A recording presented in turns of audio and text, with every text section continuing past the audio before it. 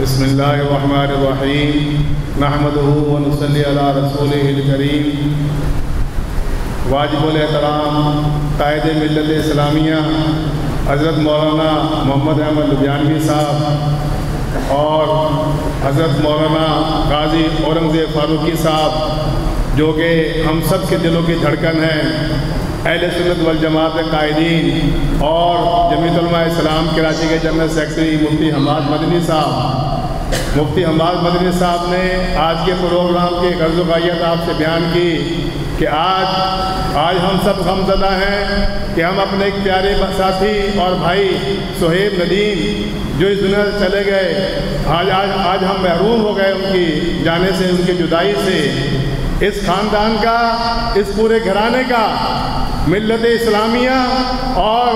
اہل سنت والجماعت کے لیے بے پناہ خدمات ہیں۔ مجھے ایک دن یاد ہے جب یہ باپ بیٹے دونوں بند تھے سر سید خانے کے اندر، اگلے دن جب جیل ہوئی تو میں اور الیاس زبیر صاحب فوراً جیل پہنچے۔ آئی جی جیل خانہ جات سے ملے، مشتاق شاہ اس کا نام تھا، ان کو بند وار کیا ہوا تھا، ہم دونوں نے نکلوا کے ان کو دارالقرآن کے اندر بھجوایا۔ مولانا عبدالغفور ندیم صاحب کو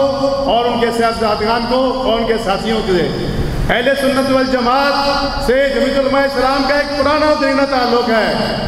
میں یہ سمجھتا ہوں کہ حضرت مولانا احمد لدھیانوی صاحب اور مولانا اورنگزیب صاحب اہل سنت والجماعت کے قائد ہیں تو جمعیت علماء اسلام کے بھی قائد ہیں۔ ہمیشہ انہوں نے سیاسی طور پر جمعیت علماء اسلام کے شانہ بشانہ کھڑے رہے ہیں اور جمعیت علماء اسلام کے دستے بازو رہے ہیں۔ آج میں بھی انہیں یقین دلاتا ہوں انشاءاللہ العزیز آپ کے ایک حکم کے اوپر جمعیت علماء اسلام کے تمام کارکن آپ کے حکم کے اوپر اپنی جانیں نچھاور پر نکل کے آ رہے ہیں۔ اور مجھے بھی یہ اعزاز حاصل ہے کہ میں بھی ایک شہید کا بھائی ہوں، میرے بھائی نے بھی اہل سنت کے لیے، مسلک دیوبند کے لیے اپنے خون کا نذرانہ دیا ہے۔ میں اس غمزدہ خاندان کو یقین دلاتا ہوں کہ سہیب ندیم صاحب کی جو خدمات تھی مسلک کے حوالے سے، مساجد کے حوالے سے، دینی حوالے سے جو انہوں نے انجام دی ہے، آج اگر آپ ان کے